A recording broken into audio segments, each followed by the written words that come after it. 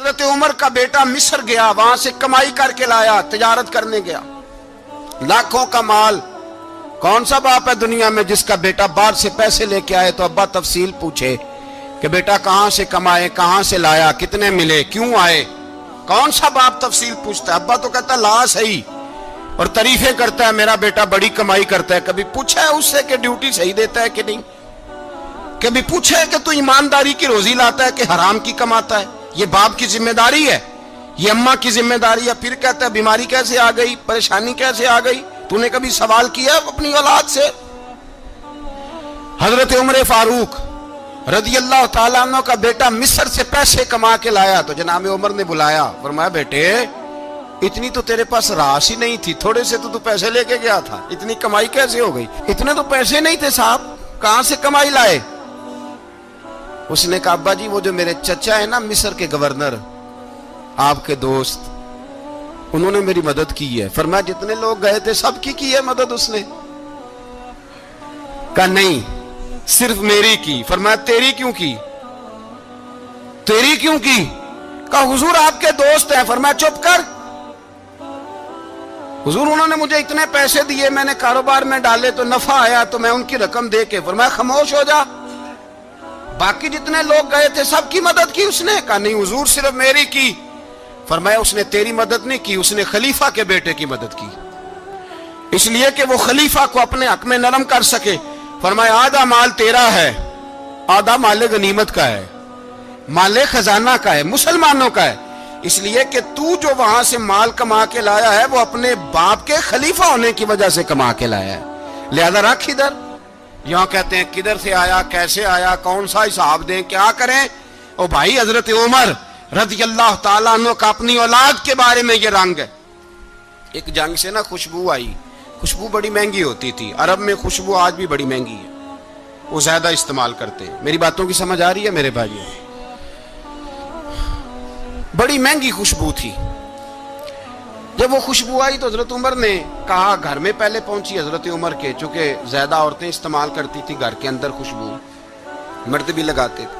حضرت عمر نے اپنی بیوی سے کہا، آپ کی زوجہ تو تھی وہ بڑی خوشبو کو پسند کرتی تھی۔ حضرت عمر نے اپنی زوجہ سے کہا کہ خوشبو لاؤ، میں نے ایک عورت کی ڈیوٹی لگائی ہے، وہ خوشبو تول کے نا تو بھائیسا برابر صحابہ میں بانٹ دے گی۔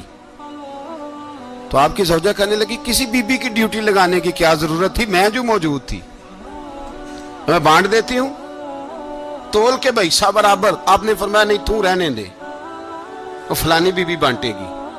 کہا حضور میں نے بھی بانٹنی ہے، میرے پہ کچھ حق ہے؟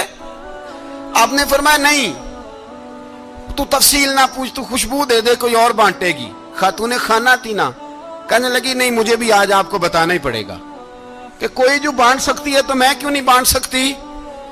زوجہ کہتی عمر نے بات کی تو میری چیخیں نکل گئی۔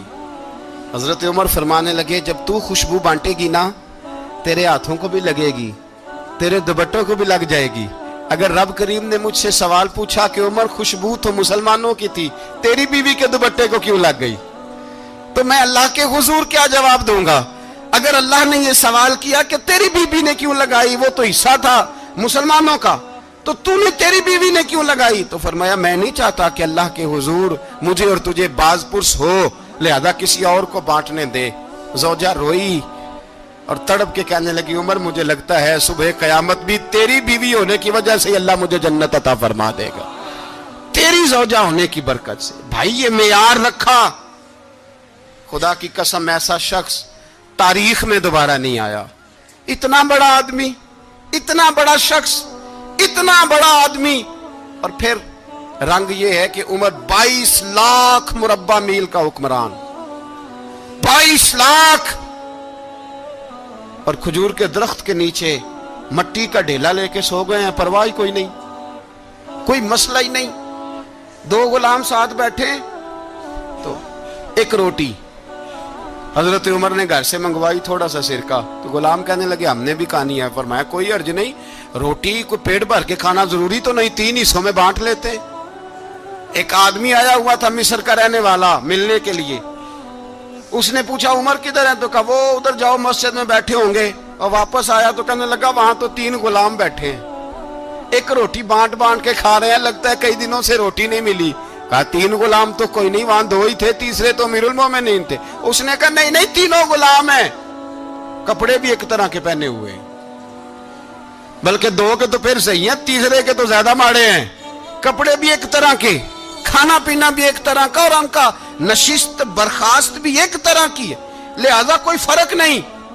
حضرت ابو ہریرہ کہتے ہیں میں لے کے آیا, اور جناب عمر کو جب میں نے کچی زمین میں تامت سمیٹ بیٹھے دیکھا تو میں رو پڑا. میں نے اس مصر سے آنے والے کو کہا تو اس کے جلوے دیکھ, اگر اس کی ذات میں اتنا حسن ہے تو محمد عربی کا مقام کیا ہوگا. یہ مقام غور ہے, مقام غور. 10 محرم کو لوگ دیگے پکائیں گے نا, نہیں پکانی ہے, کوئی بول دے نہیں ہاں نہ نہیں کر دے, پروگرام بدلیا تو نہیں دی عید کی کہ وہی کام شروع ہویا ہے لات ٹائٹ ہونے والا. کیوں جی, پکنی ہے نا دیکھیں 10 محرم کو انشاءاللہ تعالی, ہم بھی پکائیں گے انشاءاللہ, یہاں بھی پروگرام ہوگا. تو 10 محرم کو جو دیگ پکنی ہے تو ایسا نہیں ہو سکتا کہ 1 محرم کو حضرت عمر کے نام کی بھی کوئی پک جائے. اگر امام حسن حسین کے نام کی دیگیں پکیں تو جو امام حسن حسین کے سے پیار کرنے والے ہیں, جو امام حسن حسین سے, ہم لوگوں نے بھی عجیب رٹا اپنایا ہے نا, ہم لوگ بات کا ایک پہلو دیکھتے ہیں دوسرا نہیں دیکھتے. حضرت امام حسن اور حسین کو بھی نبی پاک نے شہید کہا, اور جناب عمر کو بھی رسول اللہ نے خود شہید فرمایا. فرمایا شہید ہے, خود فرمایا اپنی زبان سے کہ یہ شہید ہے, خود میرا عمر شہید ہے. تو ان کے نام کی دیگ نہیں پکنی چاہیے, اس طرف نہیں ہماری توجہ ہونی چاہیے. اور اہل بیت نبو, یہ بات میں پہلے بھی کرتا ہوں, آج پھر کرنا ضروری سمجھتا ہوں. اہل بیت کا پیار سن لو کان کھول کے, اہل بیت کا پیار اگر ہمیں کسی نے سکھایا ہے تو سیدنا عمر فاروق نے سکھایا ہے. اہل بیت نبوت کی محبت اگر کسی نے سکھائی ہے تو کس نے سکھائی ہے, بول کے بتائیے. حضرت عمر نے. اہل بیت کا پیار ہمیں حضرت عمر نے بول کر کے سکھایا ہے. بھائی یاد رکھیں, کسی کی طاقت نہیں تھی دم مارنے کی حضرت عمر کے سامنے, طاقت ہی نہیں تھی. کیسر و کسرا کانپ جاتے تھے, جرت ہی نہیں کرتے تھے حضرت. اور ہمارے تو تعلقات بڑے ہیں نا غیروں سے. حضرت ابو موسیٰ اشعری رضی اللہ تعالیٰ عنہ فرماتے ہیں میرا منشی سائی تھا,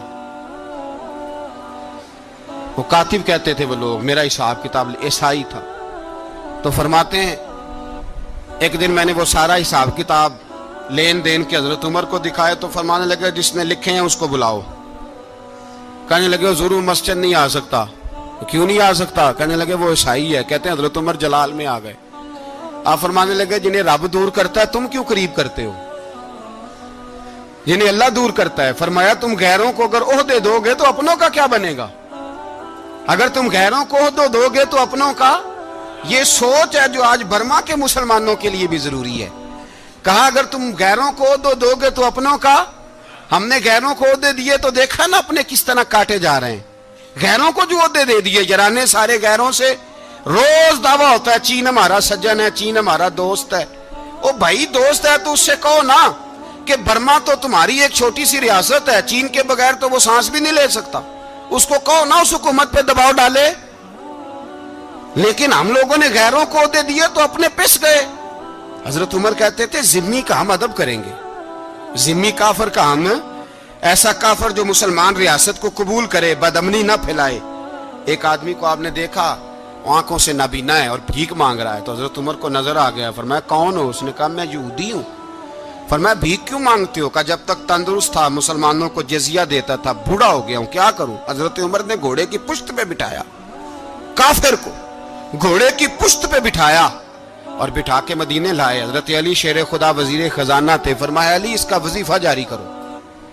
کہا یہ کون ہے؟ فرمایا یہ یہودی ہے لیکن یہ ہمیں جزیہ دیتا رہا, بوڑھا ہو گیا بیچارہ, بھیک مانگنے پہ مجبور ہے, ہماری حکومت کے اندر رہتا ہے, اس کا پورا وظیفہ جتنا خرچہ اتنا وظیفہ لگاؤ. حضرت علی کہتے ہیں میں وظیفہ لگا رہا تھا اور وہ میرے نبی کا کلمہ پڑھ رہا تھا, وہ رسول اللہ کا کلمہ پڑھ رہا تھا. یہ مزاج, یہ نہیں کہ کافر. حضرت عمر نے گورنروں کو خط لکھے تھے کہ زبردستی کسی کو مسلمان نہیں کرنا, جہاں ان کی عبادت گاہیں بنی ہو گرانی نہیں, کوئی مندر کوئی گرجا ضائع نہیں کرنا. اسلام سب کو جینے کا موقع دیتا ہے, پر بے ایمانوں ظالموں बदजातो तुम्हें यह कहता है कि हम तुम्हें जीने का मौका देते, तुम भी मुसलमानों को जीने का मौका दो।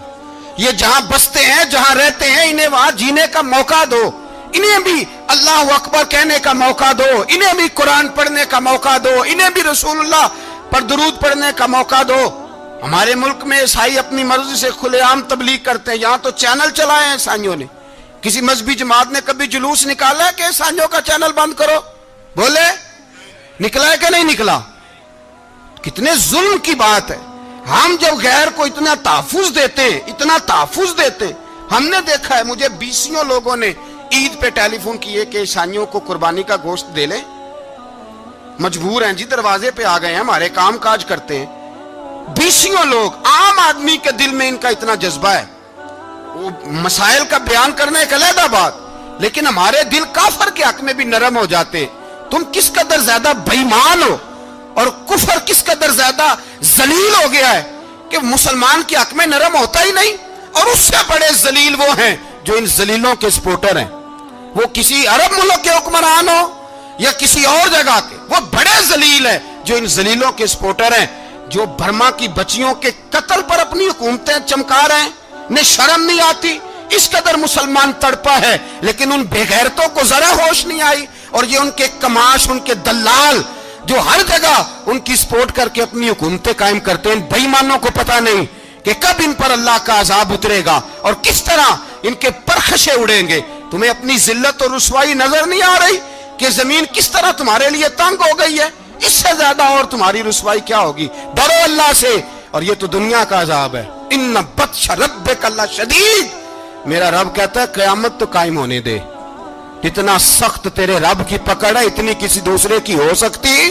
याद रखें और थोड़ा एहतियात करें हम सब लोग भी, जो हम लोग आधी जुबान बोल के भी इनकी सपोर्ट करते। अब शर्म आनी चाहिए हमें इन हुकूमतों की सपोर्ट करते जो मुसलमानों की लाशों के ऊपर हुकूमतें कायम करते हैं। शर्म आनी चाहिए। बहरहाल बात दूर निकल जाएगी और मैं अपने मजमून पे रहता हूं। अहले बैत का प्यार अगर सिखाया है तो जनाब उमर ने सिखाया है, रदी अल्लाह ताला अन्हो।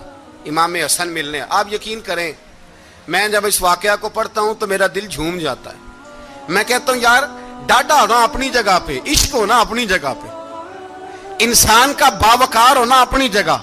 जहां खड़े होना था वहां ये खड़े होते थे, और जहां झुकना था वहां ये इन लोगों में इकबाल ने कहा था, तेरी निगाह नाज से दोनों मुराद पा गए, अकले गियाबो जुस्तजू इश्के हुजूरो इस तरह। जहां अगर आया है सामने कैसरो किसरा तो उमर जैसा दलेर कोई नहीं, अगर सामने आया ईरान का बादशाह तो उमर जैसा तगड़ा कोई नहीं, अगर आया है सामने गुस्सान का बादशाह तो उमर जैसा आदिल कोई नहीं। लेकिन अगर अली का बेटा आया है, अगर फातिमा के लाल पारे आए हैं, तो फिर फारूक आजम से जैसा मुहिब कोई नहीं, फिर उनसे जैसा प्यार करने वाला कोई नहीं। अंदर बैठे हैं जनाब उमर, अंदर तन्हाई में कुछ वजीरों से गुफ्तगू हो रही है, मीटिंगें जारी हैं। आपके बेटे मिलने आए जनाबे अब्दुल्ला इब्ने उमर, अब्बा जी मिलने आए। बात ठहरो, बात कर रहा हूं, कोई ना अंदर आए। साहबजादा बाहर खड़ा है। थोड़ी देर गुजरी तो इमाम हसन भी आ गए। कौन आए? आपको अजब मिलेगा इमाम साहब का नाम लेने से, वो सरदार हैं जन्नतियों। कौन आए? सारे बोलिए, इमाम हसन। तेरी नस्ल पाक में है बच्चा बच्चा नूर का, तू है ने नूर तेरा सब घराना। इमाम हसन आए तो हजरत अब्दुल्ला इब्ने उमर को दरवाजे पे खड़े देखा। कहा अमीरुल मोमिनीन कहाँ हैं? कहने लगे हजरत उमर के बेटे। कहने लगे वो अंदर बैठे, कुछ मीटिंग हो रही है और उन्होंने कहा कोई अंदर ना आए, लेकिन आप जाना चाहें तो चले जाएं, आप जाना चाहें तो। तेरी नस्ल पाक में है बच्चा बच्चा नूर, आप जाना चाहें तो चले जाएं। तो उन्होंने कहा जब आप बाहर खड़े हैं तो मुझे कोई इतना जरूरी काम नहीं, और अभी जोर की नमाज थोड़ी देर में होगी, मैं मस्जिद में मिल लूंगा अमीरुल मोमिनीन से। ये बात कह के इमाम हसन चले गए। यार इतनी बड़ी बात नहीं थी, इतनी बड़ी बात नहीं थी। तो मेरे उस्तादों का बेटा भी आया तो कहा ठीक है जी, वो सोए हुए हैं तो कोई गर्ज नहीं यार, मैं ठहर के आ जाऊंगा। कोई बड़ी बात नहीं थी, देखा जाए तो बड़ी बात नहीं थी, पर बात बहुत बड़ी थी, इसलिए कि ये खाली हसन नहीं, ये हसन इब्ने अली है, ये हजरत फातिमा के लख्ते जिगर।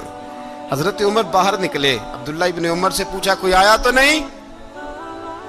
تو کہا حضور امام حسن آئے تھے. تو کہا پھر شہزادے کو اندر کیوں نہیں بھیجا؟ کہا میں نے کہا تھا. وہ کہنے لگے اگر امیر المومنین مصروف ہیں تو میں ظہر میں مل لوں گا. حضرت عمر رونے لگے. فرمایا بیٹے تو نے اچھا نہیں کیا. پھر مسجد نہیں گئے, سیدھے امام حسن کے دروازے دستک دی. امام حسن باہر آئے. کہا شہزادے آئے تھے تو ملے کیوں نہیں؟ تو امام حسن کہنے لگے حضور آپ کا اپنا بیٹا دروازے پہ کھڑا تھا, آپ کا اپنا بیٹا دروازے پہ کھڑا تھا, اور منع بھی کیا تھا آپ نے تو میں زور میں مل لیتا. حضرت امام حسن فرماتے جوش جذبات میں جناب عمر نے سر سے پگڑی اتار دی. جوش جذبات میں کہنے لگے حسن میرے بیٹے کا اور آپ کا کیا مقابلہ؟ کیا اس کی ماں کا نام فاطمہ الزہرا ہے؟ کیا اس کی نانی کا نام خدیجۃ الکبریٰ ہے؟ کیا اس کے نانے کا نام محمد مصطفیٰ ہے؟ آپ کا اور اس کا کیا مقابلہ؟ پھر رو پڑے اور کہنے لگے بیٹے میں مکے کے صحراؤں میں اونٹ چرایا کرتا تھا, یہ جو میرے سر پر عزت کے بال ہیں یہ تیرے نانے کے اگائے ہوئے. میں مکے کے خبردار شہزادے خبردار. او بھائی اہل بیت نبوت کے ادب کا رنگ اگر سکھایا ہے تو سیدنا عمر نے سکھایا ہے. حضرت عمر فاروق اتھارٹی ہے, اسلام کی اتھارٹی. یکم محرم حضرت عمر کی شہادت ہے. یہودی بول اٹھا, کافر بول اٹھا. اگر 6 مہینے عمر دنیا میں اور رہتے تو دنیا میں کوئی کافر موجود نہ ہوتا. 6 مہینے. اور جب اس بطل جلیل کا جنازہ اٹھا, اللہ بخاری پڑھیے نا, اللہم ارزقنا شہادت فی سبیلک, اللہ بسترے کی موت نہ دینا, شہادت کی دینا. عمر شہید ہوئے, مسجد نبوی میں نماز پڑھاتے, اور جب جنازہ اٹھا تو مدینے کا پھر پیچھے جو دلیر بچے وہ مولا علی تھے. مولا علی جناب عمر کا جنازہ اٹھا تو سب سے پہلی ہائے جو نکلی وہ حضرت علی کی زبان سے نکلی, اور حضرت علی ساری داڑھی آنسوؤں سے بھر گئی. لوگوں نے کہا کہ علی کیا ہوا؟ فرمانے لگے تم دیکھ نہیں رہے جنازہ کس کا اٹھا ہے, پلٹ کے دیکھو تو صحیح, تمہیں پتہ نہیں یہ کون گیا ہے؟ کہ حضور کیا ہوا؟ آپ فرمانے لگے عمر اس طرح کے کام کر کے گیا ہے, اب ان کے رستوں پہ کون چلے گا؟ کون اس کے جگر راہ وفا میں؟